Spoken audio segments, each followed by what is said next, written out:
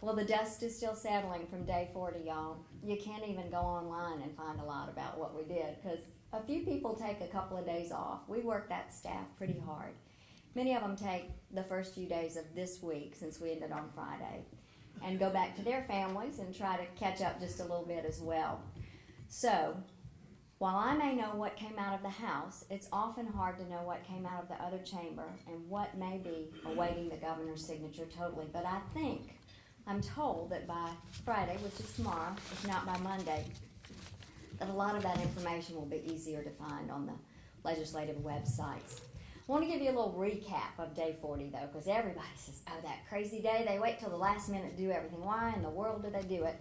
Well, in reality, we haven't waited till the last day. There's been a lot going on, but to make sure you know that we do work very hard to reach that finish line. The day began in the House at 10 o'clock and ended at the stroke of midnight. So that gives you about 14 hours. Now, we did take a little break for lunch and dinner inside the Capitol. So you might consider there were 12 hours of working. During that time, we addressed 17 conference committee reports to adopt for final passage. There were 5 insists by the House to hold to our position. There were 28 agrees to final passage. There were 3 disagrees, which went back to the Senate, and I can't even tell you for sure what happened to those 3 yet. There were 2 bills on the local calendar, and there were 15 bills coming to us in rules for full hearings, which were either new Senate bills or were there for reconsideration because they'd been brought to us in the final days and needed a little more work on them. That brings a total of 70 decisions that were made and considered. Actually more, because some of those conference committees come back and forth with no, yes, no, yes. So there were many, many moments for us to vote. The most important thing that we did that day, of course, is the budget. I'm going to tell you what, I believe in having things to show and tell, so I brought the budget. I want y'all to see, because we talk about the budget and you go, oh, that budget, what could it possibly be? It's a lot of pages, okay? It's thick and it's up here. And if anybody truly has anything that they want to see, come on up here. We'll go through it and we'll see what we can find out. The format of the budget this year is the Senate budget. We take turns, alternating years, printing the budget because that's very expensive and timely, of course.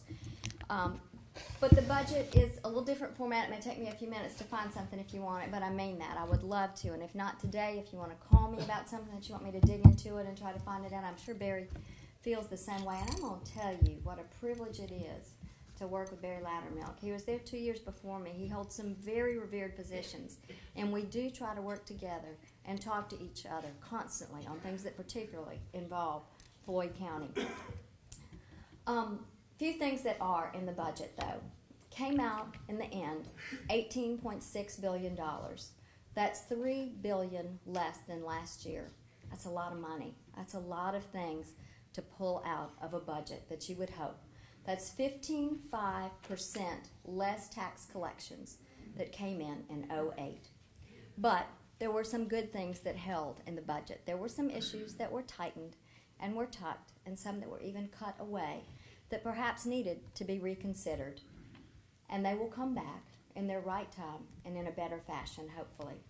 But we were able to fully fund our health providers, our physicians, our hospitals. To keep Medicaid in there fully funded was a huge challenge, and it was hard. But we did do that, and it took a lot of time. That's why it came out at the very last minute, because there were many things that had to be negotiated. Addressing public safety. We wanted to make sure that prison beds were open, prison beds, so that our local jails are not overburdened with that challenge. That remained. We also rolled into that a restructuring of DHR. That's another huge little piece of information here, but it's so important to all of us.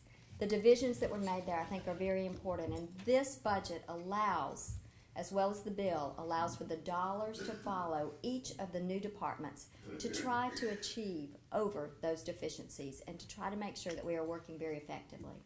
Pre-K, 82,000 slots. That's good. That's real good. We're going in the right direction. 18 libraries will be constructed across our state. The Hope Scholarship remained. Airport project improvements remained. Elderly respite care, Meals on Wheels, the food banks, school nurses are there. They took a cut of 3%, but they are there. Education which is such a large component of our budget, took a 3% cut, but it is there. We didn't want to incur more debt. So we sat around and literally every person in there came up with a different idea. Those ideas were put together in 2 comprehensive bills and put before the legislature, which passed both the House and the Senate. Now, what these bills do is they actually reduce government burden on business. The first thing it does is it gives a start a business holiday.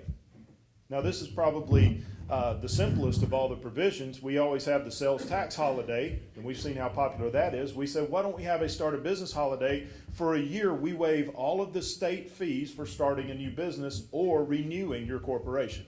And we tried to, believe it or not, we tried to, with these bills, look at specifically on the state to not step into local government too much. We do enough of that, and we didn't want to dictate local tax policy when it came to business.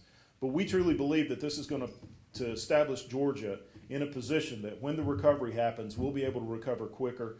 We already know that there are businesses looking at moving in here because of the capital gains tax, because of the rolling back that we've done and the incentives for hiring new people.